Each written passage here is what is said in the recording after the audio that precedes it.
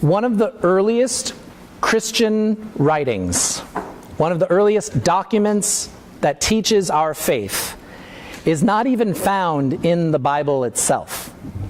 It's a document called, I got lectured at the earlier service for not knowing Greek, so let me try this to the best of my ability.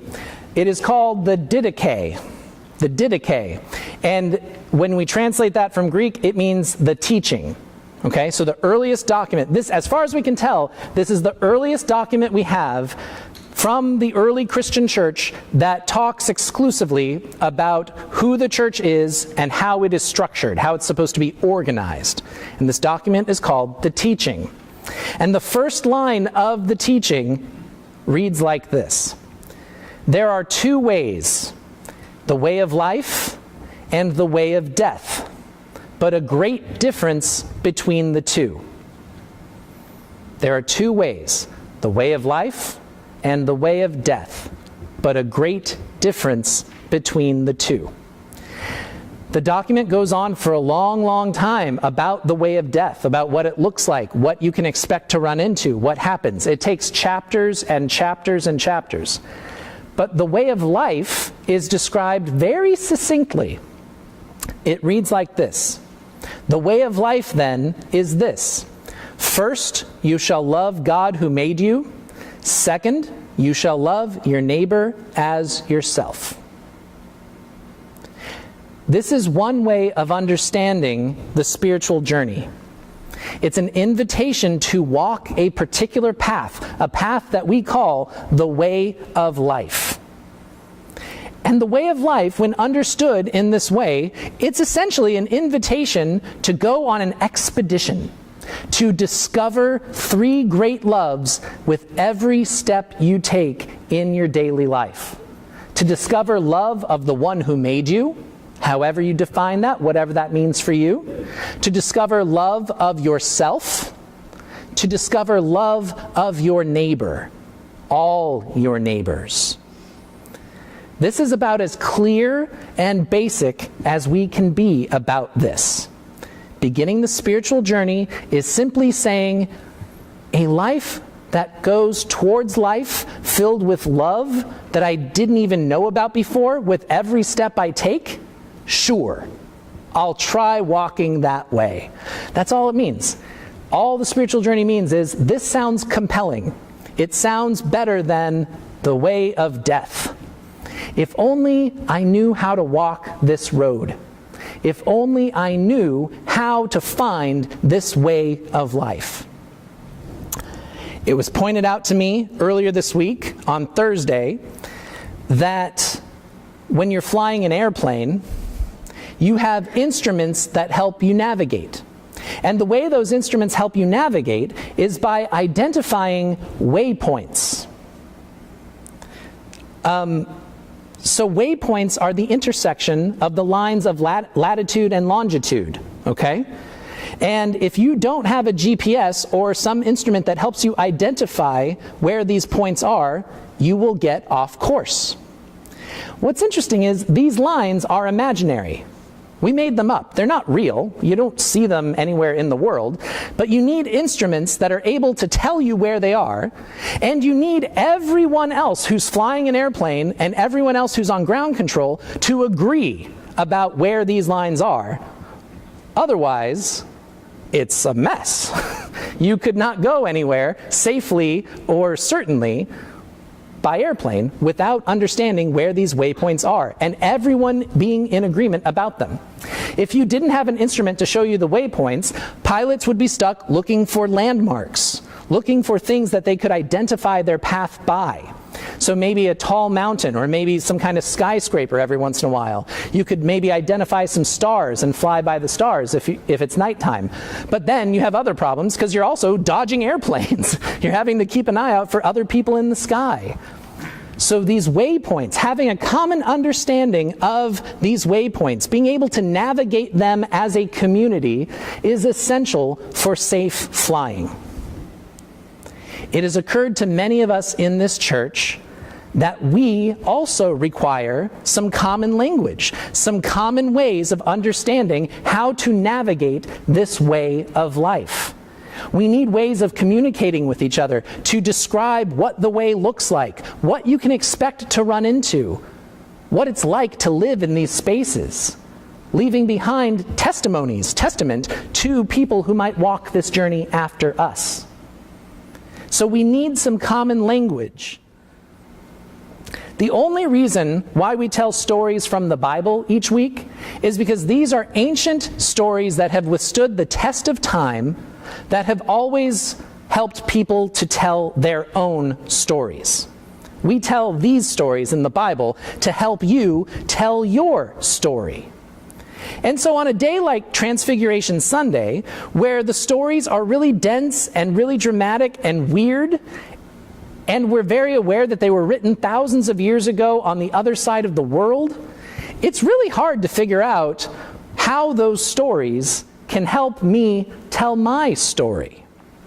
And for the sake of full transparency and honesty, I'll stand here before you and tell you, I haven't a clue. I haven't a clue what these stories, the way they are written in the Bible, I don't know how to make them helpful for you. I don't know how to make them helpful for me.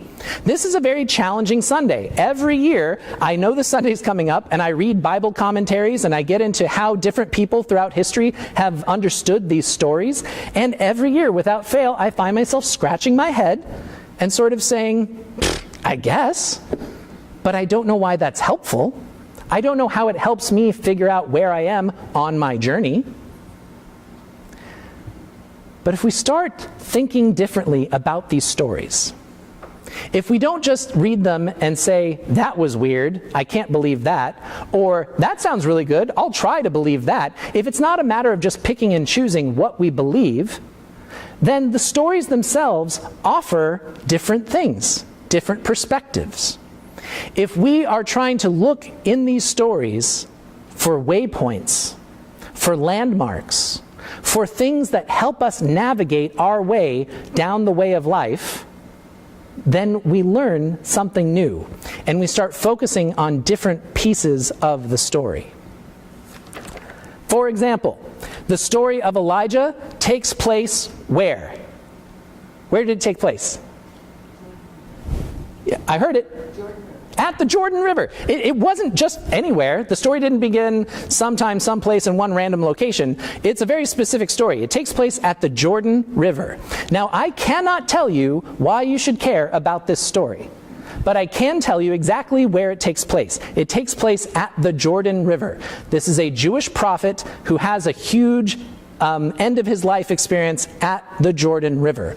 And it's really important to know that that's where it is. The Jordan River is an eastern boundary of the country Israel. The Jordan River is the river that the priests were said to have parted. They parted to the left and parted to the right so that all of Israel could walk out of the desert across dry land into their promised land.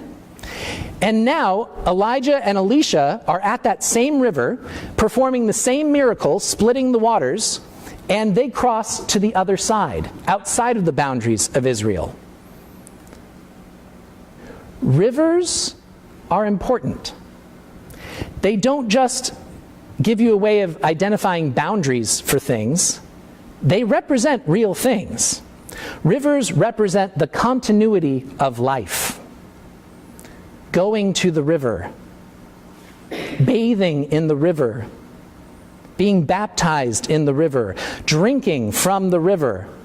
These are images that call us to recall where we come from, to gather with our community, to reconnect with life itself. Throughout your life, when you are in need of guidance, when you are feeling weary or lost, when you are feeling parched, when it's just you can't quench your thirst, we have to ask, what are the sacred rivers we go to for refreshment? When our life is feeling used up and run dry, we need to know how to find sacred rivers, continuity of life. Where do you go? I'm asking you, all of us live on the sea coast. Where do we go when we need refreshment, replenishment, new life? You got to find a way of connecting with where you've been, connecting with your people, connecting with where you are from.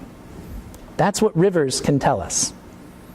Jesus' story is even more difficult to understand than the Elijah story, but it takes place on a mountain. We know that that's important. Mountains are important landmarks. Mountains are really easy to see from a long ways away. Mountains are there to help us identify special moments in our lives. They represent major milestones and great revelations. During a mountaintop experience, remember a time in your life when you have scaled a mountain or driven up a mountain. The view from the top of the mountain, it's a breathtaking experience, and you see the world in a completely new way. The boundary between earth and sky seems to blur, if not disappear entirely. You're dancing in the clouds. A mountaintop experience changes your perspective. It enlightens you and enlivens you. And have you ever found that sometimes it's such a special moment, it's such a clarifying, exciting, thrilling experience that as you come back down the mountain, you don't really want to talk about it yet? Have you ever had a moment in your life that was so exhilarating and so life-changing, it made you see everything so differently, you had to take some time before you could really tell others what you were thinking or what you had experienced? Mountains can be great landmarks for noting those moments. Mountains divide the world between the time before the mountain and the time after the mountain. What are the mountaintop moments for you in your life? How would you, if I gave you a map and I asked you to identify the mountaintop moments, what would you draw? How would you name them? One of our own beloved members, Graham Alvord, as luck would have it, he has a story that involves both rivers and mountains. The man he's there for you all the time. When you go to him and you say, I don't know how to talk about this scripture, he says, let me tell you a story about a river and a mountain. As many of you know, Graham and Jean have visited France many, many times. France became a really important place in the life of Graham and Jean Alvord. Graham has hiked across the mountains of France. He has hiked Mount Blanc, which is the highest peak in all of Europe. Graham and Jean have ridden their bicycles around most of France. And as many of you know, as many of you have seen with your own two eyes, Graham has found a special place in Taizé. Taizé is a special worshiping community in France. It's ecumenical, it's intergenerational, and people from all over the world come there to chant and pray in their native tongue and in the tongues of others. And it's a really special place to connect spiritually. It's an incredibly special retreat space for many of you who have gone there with Graham. Graham told me this week the story about the first time that he went to Taizé. And he was on a ventilator in the ICU. So I may have some of these details a little wrong, but I think I'm mainly on the right page. So Graham and Jean were riding their bicycles through France along the river. It's spelled like, I don't speak French, and so I'm going to butcher this, but it's spelled Grosne, G-R-O-S-N-E. That's the name of the river. They were biking along this river, and they were feeling a little bit tired, a little bit done for the day. They wanted to find a good place to stop and rest for the night. And they looked on their map, and Graham noticed that the Taizé community was nearby. And he said, Jean, we've heard speakers from Taizé before. I would love to go see it with my own two eyes. Maybe that would be a good place to stop. Let's go. It was only a few miles away. And so they started riding their bikes toward Taizé, and they had to discover the hard way that there's apparently a giant steep hill that leads up to the top of the mountain where Taizé is located. The way Graham told me the story this week is that Jean was not pleased with this hill. And apparently, he wasn't either. They were about halfway up and feeling really spent, really done for the day. And apparently, there's a little rest area. There's a little place where you can turn off and you can rest there. And it was at that little rest area that Gene let it be known, I'm done. It's time to go. And Graham said, well, why don't you stay here and I'll keep going to the top. And so Graham rode his bike the rest of the way to the top. Keep in mind, total strangers. The Taizé community was not expecting them. They didn't have a reservation. But apparently, they took Graham in, they gave him water, they offered him rest, they sent a car down to get Gene, and Graham and Gene stayed there for a couple days, chanting and resting, praying and visiting with these new friends that were total strangers just a couple hours before. And that was Graham's first visit to Taizé. And he went back at least 14 times after that throughout the course of his life. I knew this. I knew at least parts of this story. Over the last couple of years, as I've gotten to know you guys, I've heard bits and pieces of your story. What I didn't know until this week, when Graham was telling me this story, I did not know why France was such an important part of Graham's story. Why there's so many stories of him biking and hiking and praying and chanting there. It's because he had been there before as a young man. Specifically, he had been in France on June 6, 1944, serving in the United States military during Operation Neptune, which all of us know as the invasion of Normandy. That was Graham's first time in France. It was an experience filled with violence and dread. It was one of the worst and most memorable days of his life. That was France for Graham before the mountaintop. And by returning time and time again, by biking and hiking and praying across that country, Graham transformed France from being the source of his greatest nightmares to one of the deepest joys of his life. This is the gift of the spiritual journey. It transforms us, and it transforms our understanding of the world by leading us to love. Love of the one who made us, love of ourselves, and love of our neighbors. All 7 billion of them, even those that you fought a war against. That's the kind of love that this spiritual journey invites us to discover. I don't know of a single person who does not long for more love in their life, and all the words associated with love. Belonging, redemption, freedom, communion, purpose, healing. All of us long and ache for these things, and our faith tradition tells us there is a way of life that offers those gifts in abundance. That is a life that is available to each and every one of us. And friends, over the last few weeks, you and us have been figuring out how to teach one another to walk that journey. We've been figuring out how to draw a map. We've been figuring out what it might look like to travel together in this way, discovering new life, new love, every single day. So I urge you all to go home, to get some rest, to prepare yourselves for the journey that we're all going to join together in over the next several weeks.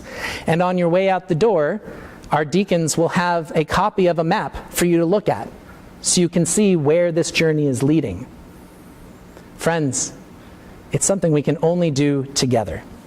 And I am looking forward to journeying with each and every one of you.